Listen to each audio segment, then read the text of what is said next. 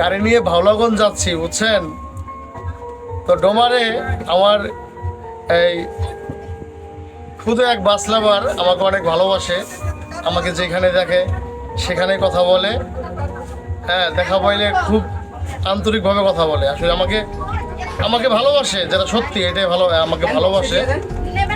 এখন আজকে তো আমি এখন আছি হচ্ছে ডোমারে, আমি গাড়ি নিয়ে যাবো ভাওলাগঞ্জ। এই হচ্ছে এই যে এরা দুইজন, এরা কিন্তু ওই যে ছোট ছোট বাস লাভার, বুঝছেন?